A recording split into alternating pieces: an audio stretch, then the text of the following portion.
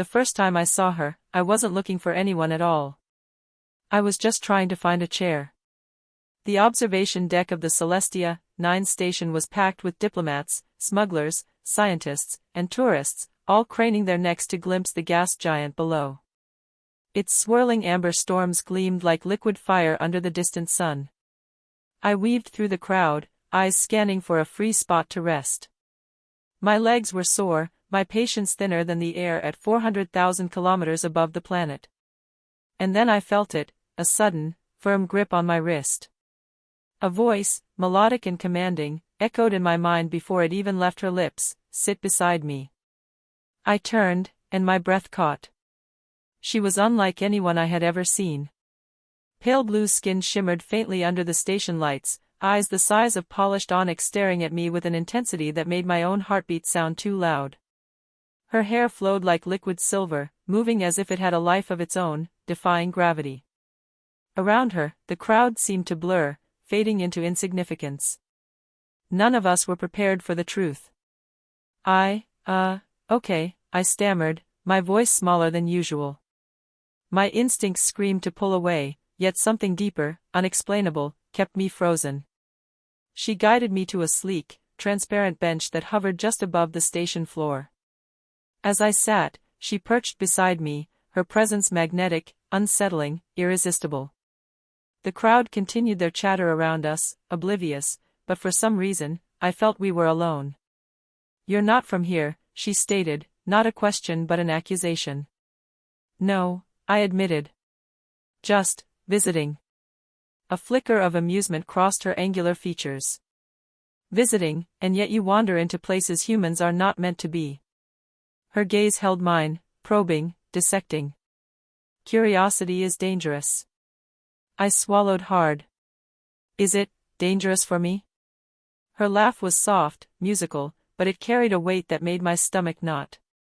"Dangerous, yes. Exciting, also yes. And perhaps, necessary." She leaned slightly closer.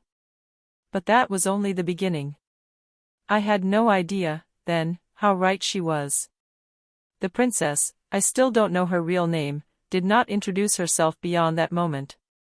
She expected nothing, yet demanded everything from me.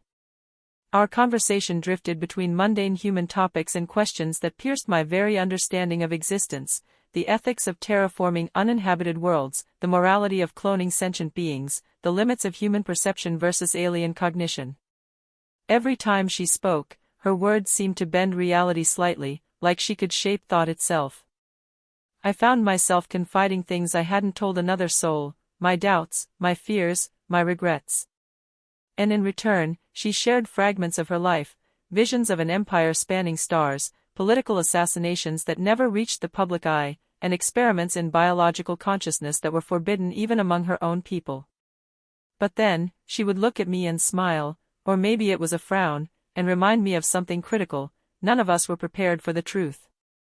By the third hour, I realized everyone else on the observation deck had left or been absorbed into their own agendas. We remained, two figures suspended above a living storm planet, sharing silence and revelations in equal measure. Then came the first warning.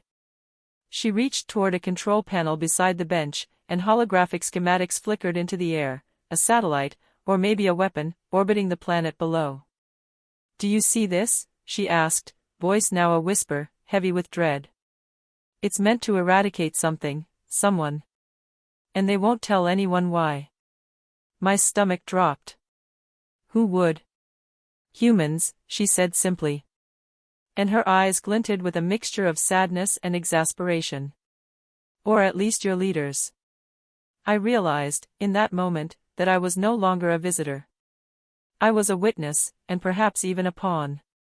But her gaze softened, almost imperceptibly, and she added, "Sit beside me. Only together can you understand what must happen next." What I saw next changed everything. Hours melted into something timeless. I learned her people lived on principles entirely alien to me: logic that rejected sentimentality but paradoxically demanded empathy, rituals that seemed cruel yet were the foundation of their honor. And amidst all this, she revealed her own vulnerability. "I am the last of my line," she confessed. My people fear my choices will destroy everything, yet they trust no one. Not even me. Her fingers brushed the air near mine. The touch was a spark, a fleeting warmth that left my mind buzzing. You see only what you are allowed to see, yet you are the first human to perceive me truly. I wanted to deny it. I wanted to insist I was just an ordinary human, insignificant and flawed. But the truth rang too loudly in my chest. I did see her. All of her. Every fear, every strategy, every lonely heartbeat echoing across light years of isolation. Then, without warning, the station shuddered. Red warning lights flashed. Alarms screamed in piercing tones. The princess stood abruptly, her elegant form radiating urgency. They've discovered us, she said, almost casually, though her eyes betrayed a storm of panic. You shouldn't have followed me here. Before I could protest, a section of the observation deck exploded outward, shards of reinforced glass floating like deadly stars in the zero-gravity chamber. I grabbed her wrist, instinctively, and held on as we were pulled backward by the force of the blast. But that was only the beginning. We barely escaped to a maintenance shaft. The station's automated drones were now in pursuit, programmed to neutralize intruders without hesitation. I was terrified, yet every glance at her reminded me why I had stayed. She was fierce, but her eyes still carried that faint trace of sadness I couldn't shake. We have to move quickly, she said. I cannot leave this station. But I can save you. Save me? My voice was hoarse. Why not yourself? Because, she murmured, someone must live to remember. Someone must tell the story humans refuse to believe. The corridors twisted like a labyrinth. I struggled to keep up, my mind spinning with the gravity of the situation. Then we reached a hatch labeled for the station's observation array. She motioned me in.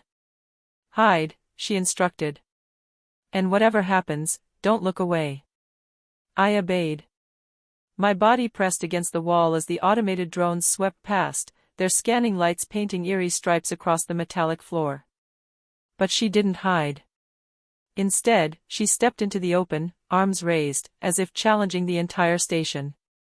I could only watch, frozen in awe and fear. Minutes later, the drones retreated, systems offline. The princess turned back to me, her expression a mixture of triumph and exhaustion. You saw, she said softly. And now you understand why I needed you here.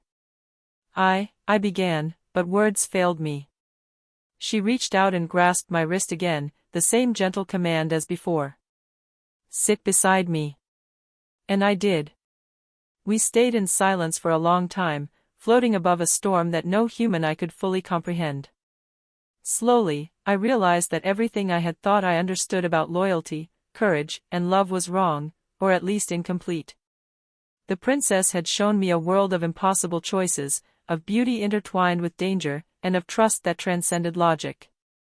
Finally, she spoke, her voice almost a whisper, yet it resonated through my soul. The universe is vast. Every being, every action, ripples across eons. You may return to your world, but remember this: empathy, courage, and the willingness to see the unseen, these are what make mortals extraordinary. I nodded, unable to speak. My fingers lingered in hers, a fragile connection amid the infinite void. And you, she added, with a rare smile that was both sad and radiant, are extraordinary to me. The station's engines roared to life, preparing for a jump into hyperspace. I watched her glide toward the control panel, a figure of impossible grace, yet grounded by an unspoken truth. She was alone in a universe that could never fully comprehend her. I had expected danger, adventure, perhaps even death. But I had never expected to find understanding, or the strange, heart-stopping connection of two beings from entirely different worlds. As the Celestia 9 streaked toward the stars, I stayed beside her, holding her hand, feeling the pulse of a story far larger than my own life. And in that moment, I understood something profound: some meetings are never accidental. Some connections are written across the cosmos before a single life begins. The princess looked at me one last time before the station disappeared into a warp of color and light. "Remember," she said, voice fading like a gentle echo, "you were here. You were part of this. And that is more than most will ever know." I sat beside her, heart racing, mind wide open, and I knew that whatever awaited me back on Earth, or any other world, I had glimpsed the extraordinary. And it would haunt me forever. Because sometimes, the universe reaches out to you, and commands, "Sit beside me."